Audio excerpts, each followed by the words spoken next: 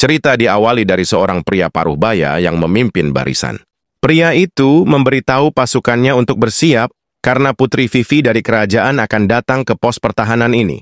Dan mulai saat ini dirinya akan digantikan oleh Putri Vivi sebagai pemimpin pos pertahanan ke-10. Tapi ketika sedang memberi informasi, ada seseorang yang mau melaporkan situasi.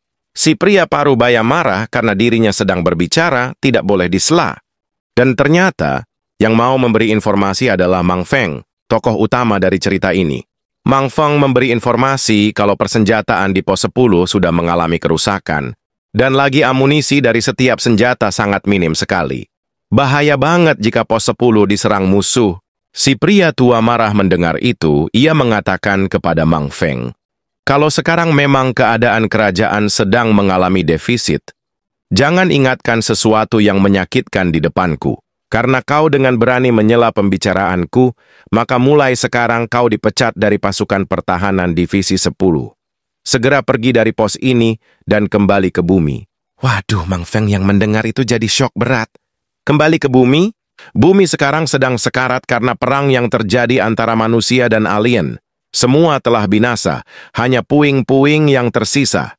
Kemudian scene berpindah di saat si kapten tua yang memecat Mang Feng mendapatkan laporan penting dari asistennya. Si kapten tua kaget kalau laporan dari si asisten adalah mengenai pergerakan dari musuh alien. Si asisten memberi laporan terperinci mengenai pergerakan Dragon Space yang sudah mendekati pos 10. Jaraknya sudah mencapai 10.000 tahun cahaya. Si kapten sedikit berpikir 10.000 tahun cahaya itu jauh banget. Apalagi sebelum sampai di pos 10 harus melewati pos 9 dan pos 8. Para naga space itu pasti sudah kalah duluan. Jadi lebih baik persiapkan diri saja untuk menyambut Putri Vivi. Sekarang pos ini milik Putri Vivi. Kita akan menyerahkan semuanya kepada beliau. Kemudian scene berpindah lagi ke posisi Mang Feng. Mang Feng saat ini diusir oleh keamanan pos. Dia disuruh balik ke bumi. Mang Feng dijek oleh keamanan di situ, dia itu produk gagal yang banyak bicara. Lebih baik Mang Feng kembali ke bumi dan menjadi debu. Wah, Mang Feng jadi minder dengan apa yang diucapkan oleh keamanan tersebut. Mang Feng pun pergi, ia pergi sambil diejek banyak penghuni pos 10 itu. Mang Feng pun kembali ke kamarnya, ia mau beres-beres tapi malah udah diacak-acak sama pihak keamanan. Mang Feng pun duduk di atas kasur dan ia melihat foto ayah ibunya. Ia bingung mau ngomong apa kalau kembali ke bumi, padahal orang tuanya sudah jual sawah buat memberangkatkan Mang Feng ke luar angkasa untuk menjadi pasukan keamanan.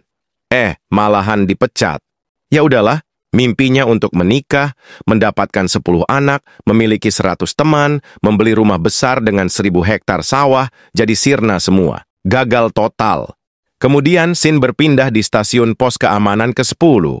Di situ banyak orang berkumpul, ternyata mereka sedang menyambut Putri Vivi, seorang anak dari kerajaan Majapahit luar angkasa. Ia baru sampai di pos keamanan ke-10. Putri Vivi memberi tatapan sinis kepada mereka semua yang menyambut, soalnya emang dirinya sekarang sedang dibuang oleh kerajaan. Ia sangat tidak suka ini. Putri Vivi pun berjalan menuju ruangan komando, ia akan menemui si kapten tua bangka tadi. Tapi ketika berjalan, banyak prajurit yang menggosip, kalau Putri Vivi yang merupakan anak ke-133 adalah putri yang dibuang. Ia diberi posisi kapten pos pertahanan ke-10 karena memang sedang diasingkan. Duh, kasihan amat putri ke-133 itu. Mendengar gosip itu Putri Vivi berusaha untuk cuek dan tetap tersenyum. Pengawalnya bahkan bertanya kepada Putri Vivi, apa dirinya diberi izin untuk membungkam para penggosip. Santai saja Letnan Lei, kita fokus saja dengan tugas kita sekarang, ucap Putri Vivi. Di saat sedang jalan, tiba-tiba Putri Vivi tersandung sesuatu dan ia jatuh. Maaf Putri, apa Anda baik-baik saja? Tanya Letnan Lei. Kau ini gimana sih Lei? Aku kesakitan ini. Lagian aku kesandung apa sih? Putri Vivi pun jengkel karena ada tas di tengah jalan. Ini tasnya siapa dah? Kenapa ada tas di sini? Siapa yang menaruh tas ini? Ternyata itu tasnya Mang Feng. Si Mang Feng sendiri sedang mencari sesuatu di lorong. Apa yang Mang Feng cari? Putri Mang Feng kaget mendapatkan seorang prajurit yang gerak-geriknya aneh. Pendek lagi, siapa bocil ini? Apa beneran dia masih bocil? Hei bocil, siapa namamu? Kenapa kau menaruh tas di tengah jalan seperti itu? Maaf, nama saya Mang Feng, apa Anda memerlukan sesuatu dariku? Wah, melihat wajah Mang Feng Putri Vivi malah kesemsem.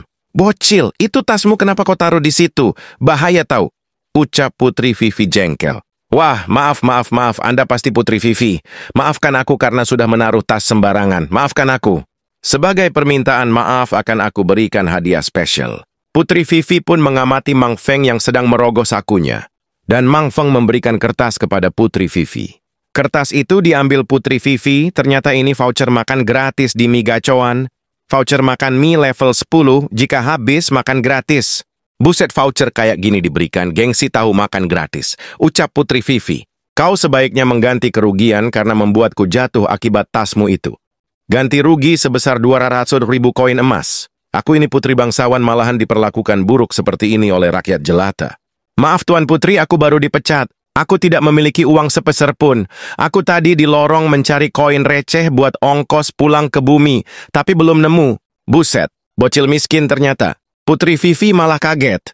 Letnan Lei pun memberitahu Putri Vivi untuk segera ke ruang komando, tidak usah mengurus bocil miskin ini. Dan oke dah, Vivi pun memberi semangat kepada Mang Feng untuk cepat-cepat mencari uang receh dan segera pergi dari pos pertahanan ke-10, biar tidak jadi beban. Waduh, Mang Feng jadi sakit hati. Tapi bertemu dan berbicara dengan Putri Vivi yang cantik adalah sebuah keajaiban. Luar biasa, beruntung sekali diriku ini. Tapi ternyata Mang Feng dihadang oleh banyak orang, orang-orang di situ jengkel sama Mang Feng.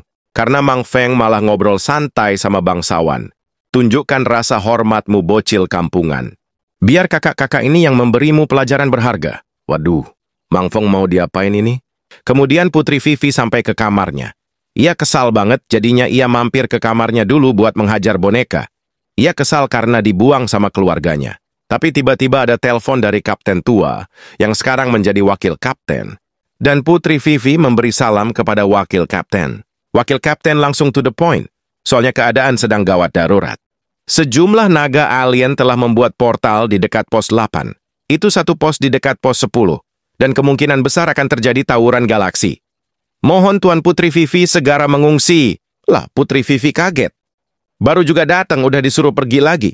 Putri Vivi pun tidak ada pergi, soalnya ini tugas pertamanya sebagai komandan di pos pertahanan ke-10. Aku akan tetap di sini dan menghadapi para naga alien itu. Ucap Putri Vivi sambil tersenyum. Waduh, si wakil kapten jadi bingung, soalnya pasukan naga alien yang datang diinfokan ada 1000. Dan kebanyakan dari mereka ada di level bintang 4. Gaswat kalau sampai menembus pertahanan pos ke-10. Ibu kota kerajaan bakal dalam bahaya. Wakil kapten pun bingung, ia malah bolak-balik nggak jelas. Ya gimana nggak bingung, para naga alien itu pasti mengincar Putri Vivi yang memiliki garis keturunan bintang. Para naga picik itu sudah dipastikan menginginkan Putri Bintang untuk menambah kekuatan spirit mereka. Bahaya ini mah, wakil kapten jadi pusing memikirkan hal tersebut. Robot-robot untuk melawan naga alien pun telah disiapkan di area pos pertahanan. Tapi sesuai kata Mang Feng kemarin, kalau persenjataan telah dikurangi anggarannya dan mesin output dari setiap senjata telah keropos karena jarang servis. Ini gara-gara para koruptor bangsawan yang selalu memangkas dana kerajaan. Bener-bener gak masuk akal mereka itu. Korupsi dana pertahanan, bodoh banget dah. Wakil kapten pun menyuruh semua anak buahnya untuk bersiap dalam pertempuran. Kerahkan semuanya, kita akan tawuran habis-habisan. Sedangkan di luar angka terlihat naga terbang yang sangat besar. Mereka berjumlah ribuan. Gila, besar banget. Dan di situ ada Raja Naga Singkong. Ia berdiri dengan gagah di atas kepala naga besar. Letnan Lei ternyata sudah siap untuk bertarung. Ia sudah mengendarai robot tempurnya. Dan terlihat para robot tempur telah meninggalkan pos pertahanan, dan mereka terbang untuk tawuran sama naga alien. Sensasi tawuran yang nikmat akan segera disajikan di sini, ucap Raja Naga Singkong. Kemudian Raja Naga Singkong meluncur tajam. Ia langsung menyerang pasukan robot manusia. Dan 3 robot langsung hancur diserang Raja Naga Singkong. Wah, hebat sekali si Raja Naga. Sampai-sampai Letnan Lei kaget dengan gerakan super cepat dari Raja Naga Singkong. Letnan Kei pun berusaha untuk melawan, tapi output dari robot ini sangat buruk. Ia tidak bisa bergerak dengan cepat. Dasar barang rongsokan, ini mah misi untuk menyerah. Dasar wakil kapten tua bangka, dia pasti merencanakan untuk mengorbankan Tahun Putri. Ini tidak bisa dibiarkan. Para alien naga pun dengan mudahnya menyerang robot-robot pasukan manusia. Tidak ada perlawanan sama sekali. Dan terlihat, Raja Singkong menghancurkan banyak robot pasukan manusia. Ia mengeluarkan sinar laser dari tangannya. Wah, hebat bener ini si Naga Singkong. Semuanya cuma rongsokan, kita harus cepat mencari orang yang terpilih. Segera cari dia pasukan naga, teriak Raja Naga Singkong. Para pasukan naga pun menyerang kapal induk pos pertahanan ke-10. Dan Letnan Lei melihat Raja Naga meluncur ke kapal induk. Bahaya! Tapi Raja Naga langsung menyerang robot yang dikendarai Kapten Lei. Robot itu pun hancur. Tapi Kapten Lei sudah kabur duluan dari robot itu. Ia pun langsung terbang menuju kapal induk untuk menyelamatkan Putri Vivi. Dan terlihat kapal induk telah porak-poranda diserang gerombolan naga luar angkasa. Kapal induk itu tidak akan bertahan lama. Para penghuni kapal induk pos pertahanan 10 pun berhamburan keluar. Mereka tidak mau jadi korban keganasan naga luar angkasa. Termasuk di situ Putri Vivi yang diselamatkan oleh Kapten Lei yang sudah sampai di kapal induk. Tapi ternyata kapal cadangan telah pergi meninggalkan kapal induk. Itu kapal penyelamatan terakhir.